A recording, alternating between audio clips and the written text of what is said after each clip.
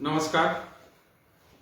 आज मैं जिन महात्मा के बारे में आपसे बात करने के लिए यहाँ आपके सामने आया हूँ, उन महात्मा का नाम मान्यवर कांशीराम साहब। आज के दिन मैं मान्यवर कांशीराम साहब की इस पुण्यतिथि पर उनको सादर नमन करता हूँ। साथ ही साथ यह लाइव वीडियो बोलने का कारण ये भी था कि ऐसे महापुरुषों के बारे में बोलते समय हम आधुनिक राजनीति को भी अपने साथ लेके आ सकते हैं या आधुनिक समाज के उद्देश्यों के बारे में भी हम बात कर सकते हैं। साथियों, मान्यवर साहब का 1964 में उन्होंने डीआरडीओ में वो अधिकारी के रूप में थे। 1964 में उन्होंने डीआरडीओ की नौकरी छोड़ी और उन्होंने जब ये महसूस किया कि सामाजिक आधार पर जो लोग सामाजिक रूप से, आर्थिक आधार पर, शैक्षणिक रूप से और सामाजिक रूप से जो लोग पिछड़े हैं, उनके लिए कैसे काम किया जाए, तो वो उन्होंने 1964 में अपनी नौकरी छोड़कर ऐसे लोगों के लिए देश में काम करना शुरू किया जो सामाजिक रूप से पिछड़े हैं, शैक्षणिक रूप से पिछड़े हैं और आर्थिक रूप से पिछड़े हैं।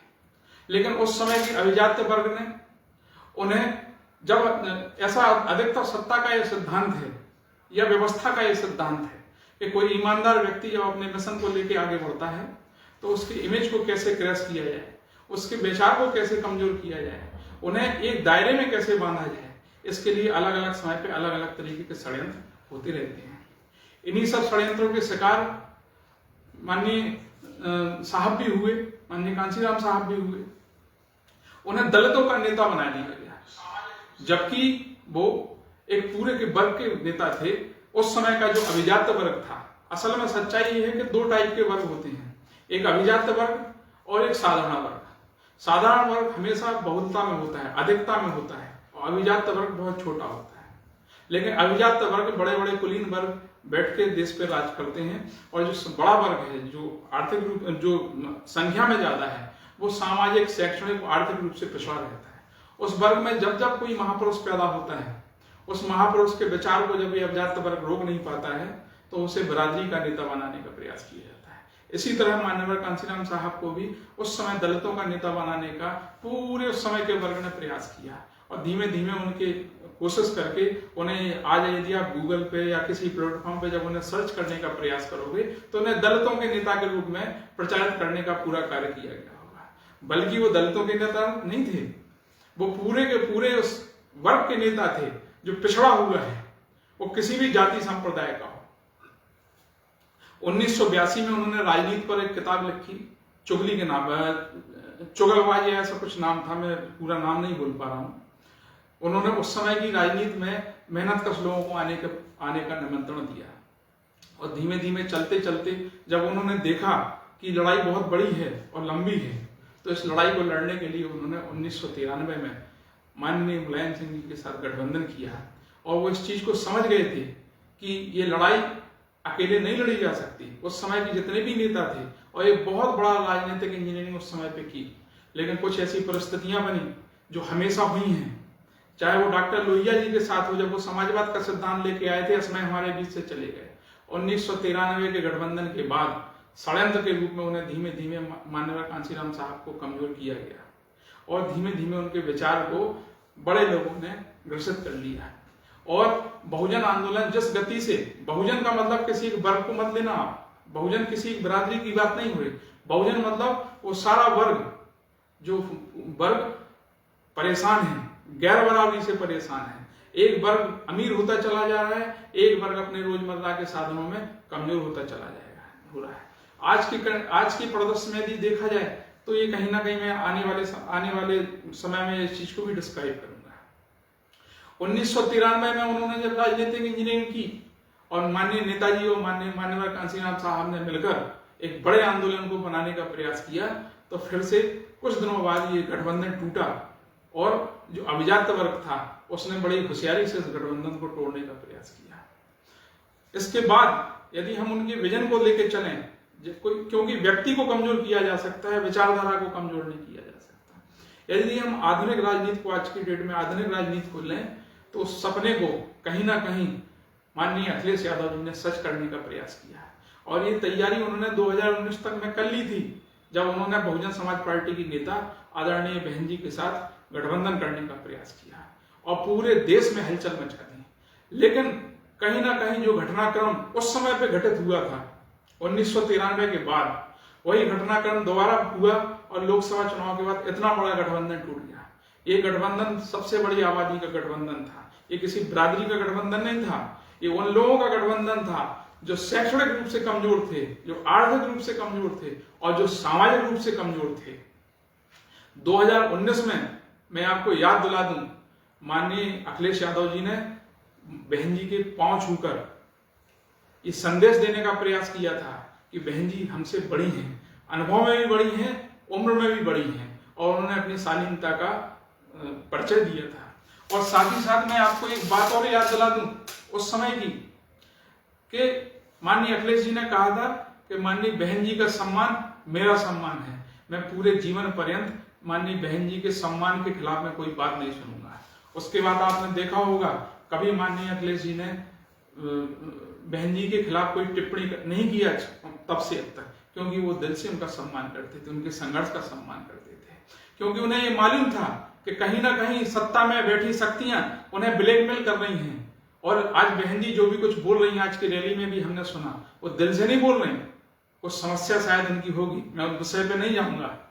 लेकिन माननीय कांशीराम साहब के विजन को, जो विजन माननीय कांशीराम साहब 1964 में लेकर चले थे DS4 के माध्यम से या बहुजन समाजवादी पार्टी के नाम से, धीमे धीमे आज के प्रदर्शन में जब वो विजन कमजोर होता दिखा, तो माननीय अखिलेश यादव जी ने PDF के फॉर्मूला के आधार पर इस मिशन को मजबूत करने का काम किया। और आप यदि आज आधुनिक राजनीति में देखेंगे तो हर वो छोटा कार्यकर्ता अपने आप को नेता बनाने का सपना देखने लगा, ये कहीं ना कहीं उस PDA का ही फॉर्मूला है। और पूरे देश में आज माननीय अखिलेश यादव अकेले इन शक्तियों से लड़ रहे हैं। किसी व्यक्ति के अकेले का काम नहीं है। माननीय कांशीराम भी अकेले थे, लेकिन उनके साथ पूरा वर्ग था।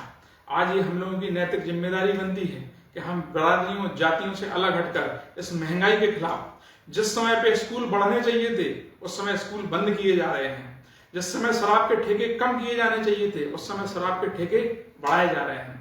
हमारा पेपरों में पढ़ा होगा आपने कि GST कलेक्शन बहुत हो गया, TDS का कलेक्शन बहुत हो गया, टैक्स कलेक्शन बहुत हो गया, इतने करोड़ की योजनाएं रेलवे को दे दी गई, इतने करोड़ की योजनाएं रोड को दे दी गई, इतने करोड़ की योजनाएं ब्रिजेस को दे दी गई। मैंने माना इस बात को, लेकिन क्या कभी आपने सुना कि चिकित्सा के आधार पर सुधार किए गए? आज स्कूल केवल इसलिए बंद कर दिए गए कि कमजोर वर्ग का बच्चा अपना हक न मांगने लगे। बजट कहां गया उसकी जगह पर? क्यों स्कूल बंद किए जा रहे हैं? जब हम हजारों करोड़ों की परियोजना से रावी नदी पे पुल बना सकते हैं, बड़े बड़े टनल और ब्रिजेस बना सकते हैं, क्या हम कुछ चंद स्कूल नहीं चला सकते हैं? और कहीं ना कहीं देश का शिक्षक वर्ग, युवाओं को आउटसोर्सिंग में धकेल दिया गया। अभी परसों महर्षि वाल्मीकि जी की जयंती पे माननीय मुख्यमंत्री जी ने ये कहा कि राज्य सरकार सीधे पैसा देगी, लेकिन ये नहीं कहा कि आउटसोर्सिंग को बंद कर देंगे। इन चीजों को आपको समझना होगा।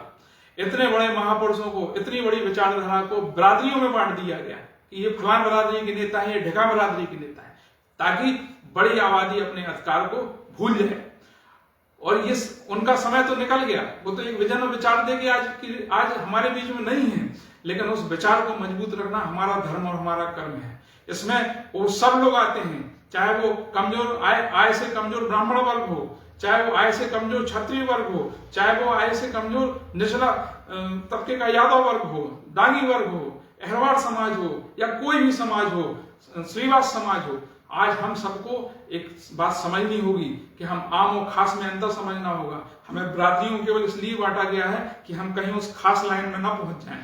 और इस समय पर देश में केवल एक नेता है, माननीय अखिलेश यादव, जो PDA के रूप में या PDA के फॉर्मूले के हिसाब से, मैंने पहले भी कहा है, राजनीति में इंजीनियरिंग चलती रहती है।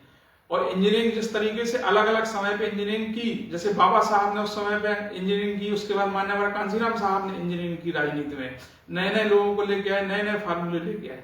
उसी तरह कहीं ना कहीं माननीय अखिलेश यादव जी का भी फार्मूला, PDA फार्मूला, ये आम वर्ग के लिए है, ये तुम्हारे लिए है, ये मेरे लिए है, ये हम उन सब के लिए है जिनके सपने हैं।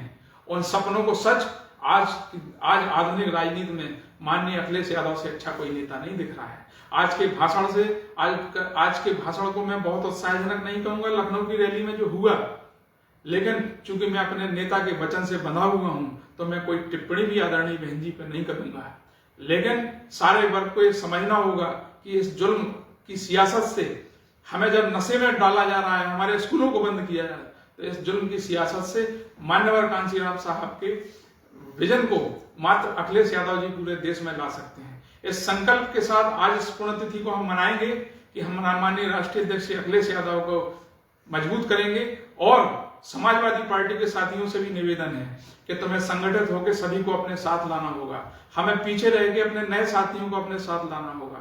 और मैं आज ये अपील करता हूं उस लाइव के माध्यम से, यदि हम बिरादरियों में न बटकर माननीय राष्ट्रीय अध्यक्ष अखिलेश यादव को मजबूत करें तो कहीं ना कहीं कमजोर की लड़ाई मजबूत होगी। क्योंकि इस समय पे हमारे पास ना तो मान्यवर कांशीराम साहब हैं, ना माननीय रामविलास पासवान जी हैं, ना बाबा साहब हैं, और जो लोग राजनीति में मजबूत दिख सकते थे, माननीय बहन जी वगैरह, वो आज कहीं ना कहीं मजबूरी बस कमजोर हैं। मैं उनकी इस अवस्था पर कोई टिप्पणी नहीं करूंगा, लेकिन जो नेता मजबूत है, जो आम आदमी की बात कर रहा है, जिसने कोरोना में कमजोर से कमजोर लोगों को खड़े करने का प्रयास किया, उनकी हाथ मजबूत करना हम लोगों का दायित्व बनता है।